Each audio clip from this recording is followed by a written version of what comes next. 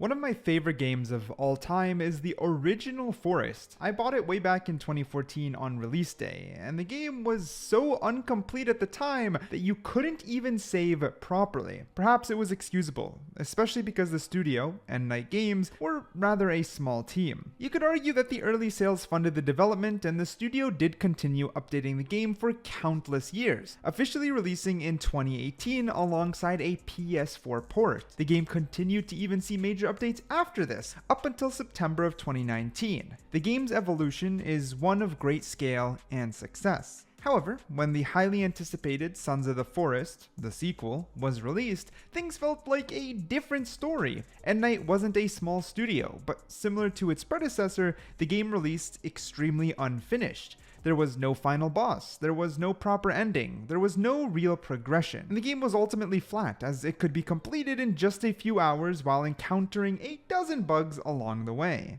This game felt terrible as such a big fan. I saw all the potential, but also saw the majority of players slip away. This graph shows a massive launch of Sons of the Forest, but its downfall was quick as people completed what felt like an unfinished demo before putting the game down for good. And this is heartbreaking. The game continued and still does receive bi-weekly major updates, adding things to the world that are truly a spectacle to explore and witness. Building being improved upon with electricity and countless enemy variations being added continuously. So much ambience and fine detail that led to horrific moments like this one. What the fuck? What the fuck? What the fuck? What the fuck? Get out of here!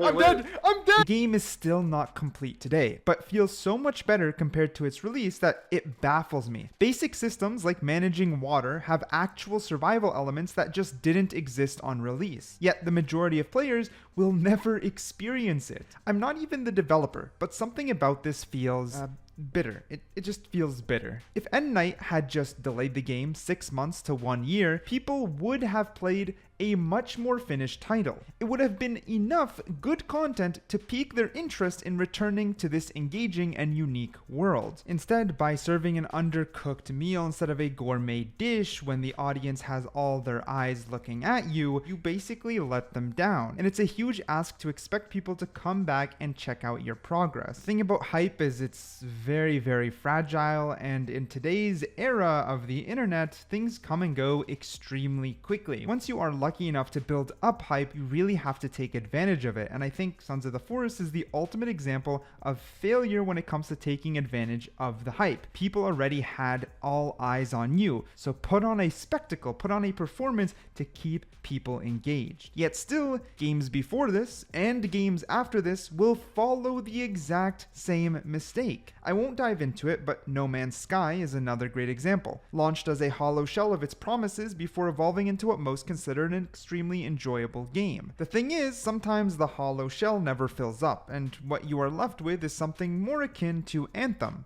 which I believe is another development story you guys are unfortunately familiar with. And to be honest, it just doesn't stop. With Battlefield 2042, I made the mistake of buying it at launch. It was a buggy, hollow mess. Star Wars Jedi Survival launched a mess, but got cleaned up a little bit afterwards. And we just see this continuously happening. To some degree, it's not 100% unreasonable. I mean, games are bigger than ever before, and it's fine to release a game that gets subsequent updates. Heck, for certain games like No Man's Sky, Rust, Sea of Thieves, and Sons of the Forest, their style of gameplay and the community around them would always love updates. New content and things to re-engage people in the world that they fell in love with is always going to be welcome. However, base level standards need to rise. It is harming the gaming industry's credibility and the total potential of countless titles. Seriously, so many games hold bad and bitter feelings to many other players.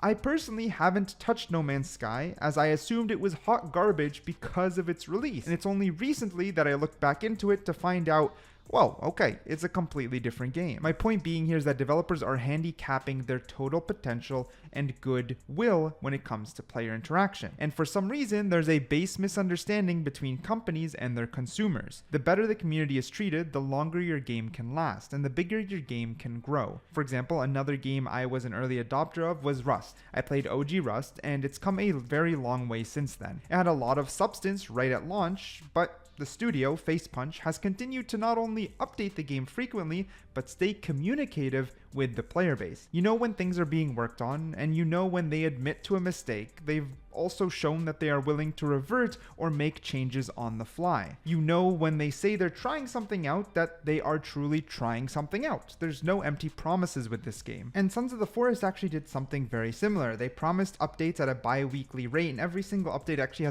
has been massive. It's a huge reason to get back into the game. But the problem is the first thing I referred to. We need to raise the base level of what an actual finished product looks like, what a fully functional game looks like. There needs to be a beginning, middle, end. There has to be some sort of progression system. There has to be an overarching complete package, and then all subsequent updates should be updates that just add more to the world or just add more content, and not just add base systems that should have already been there, like drinking dirty water hurts you, or having a final boss like a proper end game, or countless other things that the game was missing. I believe that the game should function from start to finish with all the core mechanics already included. That's the base minimum. Subsequent updates should just be expansions for free to your audience to continue growth or sustain your players, and of course bug fixes, because games are bigger than ever before. So I don't want to just pretend that games can always release flawless. We should minimize the amount of bugs, because right now the acceptance rate is far too high for bugs. To some degree,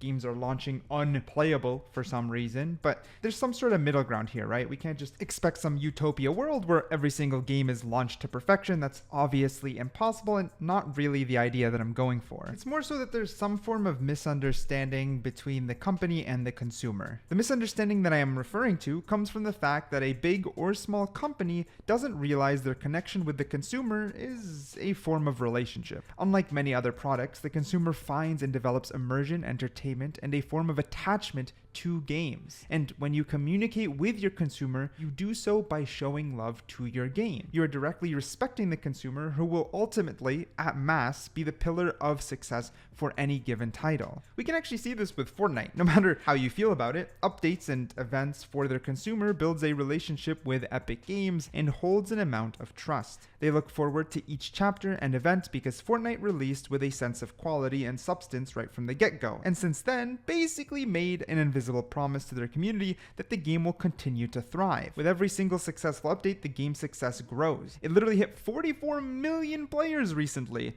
That's an all-time high for this game's entire history. Now, Fortnite is an extreme example because it has the backing of Epic Games, a massive company, but this is actually what makes it all more important for the smaller boys to be a lot more careful with how they launch and proceed with games. Because like I said, Sons of the Forest, if launched in its state today with all the same accumulative hype, 400,000 plus concurrent players, it would have just saw way more success. I think people are underestimating the fact that when this game launched, Steam was filled with players, and Twitch was filled with viewers, and the reception of the game was super mixed, especially from a viewer's perspective. A lot of people tuned in to watch their favorite streamers play this game, and they saw an unfinished product. They saw the bugs without even getting to experience the in-game immersion part. Like, they saw such an unfinished product that a lot of people didn't even give it a chance. Now, again, flip the script, an alternate universe in which the game released a lot more complete and more of the game that I know it today. Not only would that concurrent player count stay a lot more stable, as people would have had a better first impression,